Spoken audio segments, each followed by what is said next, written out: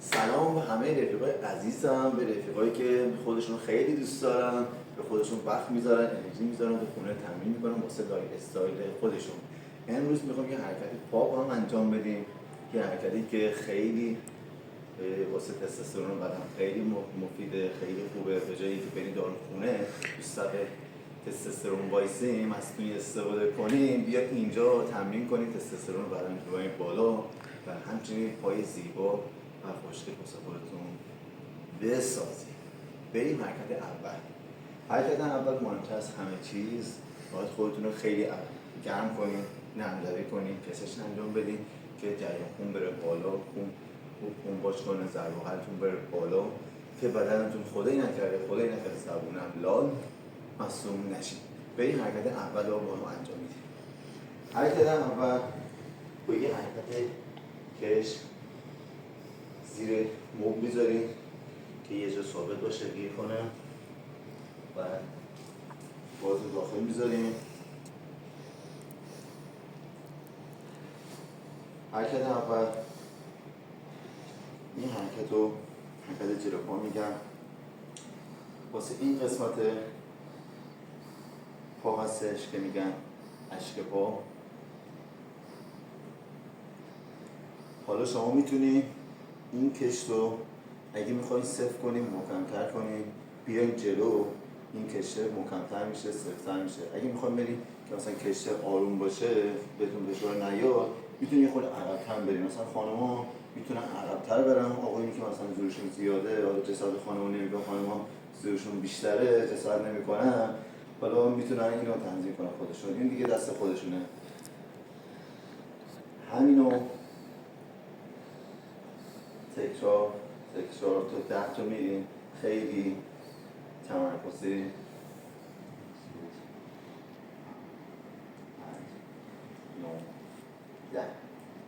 حالا همینو میچرخیم 1 2 3 4. اینو قسمت کشاده هستش، کشاده رو درگیر میکنم 10. حالا همین پشت پا رو درگیر میکنیم که همین سری میشه 2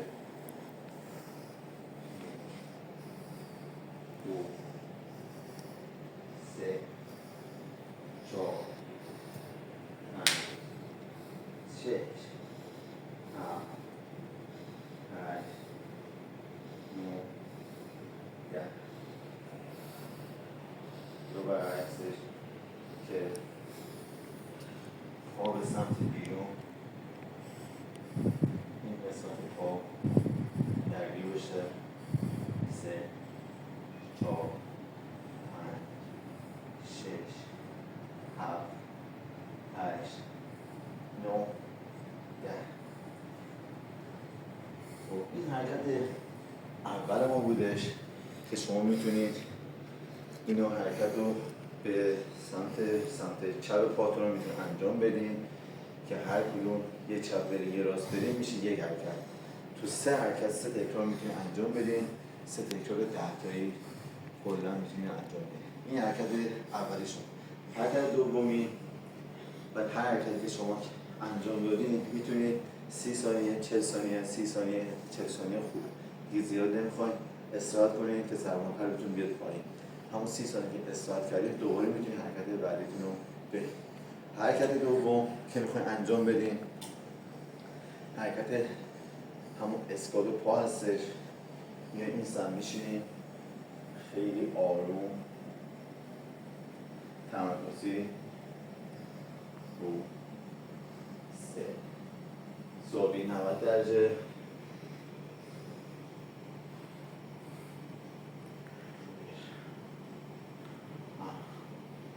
دستا رو بیارید جلو، خب که کمرتون خم نشه به این سمت. واسه همین دستا رو میارن جلو. دستا رو وقتی بیارید جلو، در حالتی که شما خودتون رو میخواین بکشین به سمت بالا، از دستتون اینجا کمک میگیرین که کمرتون صاف بشه، اینطوری خم نشه. وقتی دستا پایین باشه این خم میشه، همین خم شما بلند میشین. وقتی که دستا به سمت جلو باشه شما خیلی آروم قشنگ میشینید از دستتون کمک میگیرید، باز میشینید، بلند میشینید، میشینید. همینو شما میتونید تو حرکت 20 تا بریم. بعد به این قسمت عضله فشار بیاد، مخصوصا به باسن که باسن خوب و فرم و خوشبون داشته باشین. بعد اینو میتونید 4 ست 20 تایی انجام بدید. این حرکت بعدی که حرکت سوم میشه. حرکت سوم مثل شبیه اسکاده. حالا این یه خورده ضرب قلب رو میبره بالا، پا رو بیشتر درگیر میکنه. شما میتونید همون دست رو که گفتم بیاریم بالا، زاویه رو 90 درجه بکنید، اینجوری بشینیم به حالت ریز زدن. همین حالت میتونید تا 30 ثانیه بشماریم. حالا اگه ساعت نداریم میتونید دو دل خودتون 1001 1002 1003 تا 1030 رو چیکار کنیم؟ تکرار کنیم میشه همون 30 ثانیه. بعد وای میسیم دوباره چیکار؟ استراحت کردیم، نفس گرفتیم، دوباره یه حرکت همین ادامه میدیم. پس یادتون نره همین حرکت رو 30 ثانیه تکرار میکنیم، 3 تا 30 ثانیه با هم اینو انجام میدیم. 1 2 3 4 5 6 7 8 9 10 11 12 13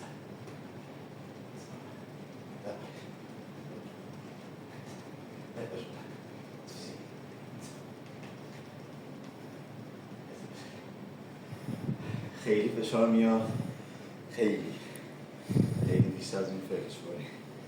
بعد 30 ثانیه که رفتین 3 تا تکرار میکنی، 3 تا حرکت 30 ثانیه.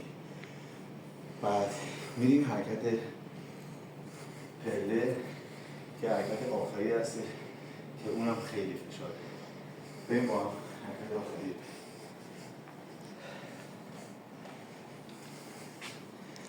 خوب نفس بگیرم. فکر کردیم خودتو خسته میشیم، ما هم قلب داریم.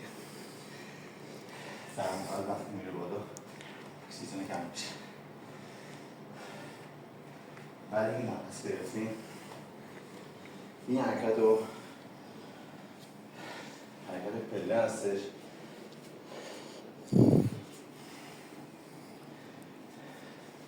خیلی همین حرکت رو مواظب باشید در حال پریدن. این حالت هستش، مواظب باشید پاهاتون به این پله ها برخورد نکنه، خدایی هم کرده حسون نشید. و دقت کنید تمرکز بالا. همین حرکت رو میتونیم 20 تا انجام بدیم. واسه این قسمت دوبله‌های پا درگیره، با پشت همنشینی با باسن. این با هم انجام بدیم. 1 2 3 4 6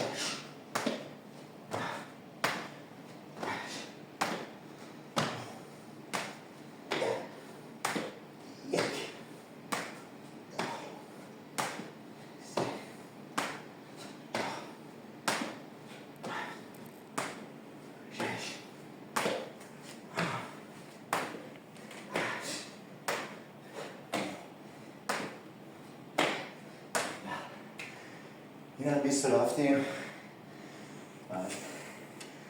یادتون باشه 3 تا حرکت 20 تایی تکرار میکنیم.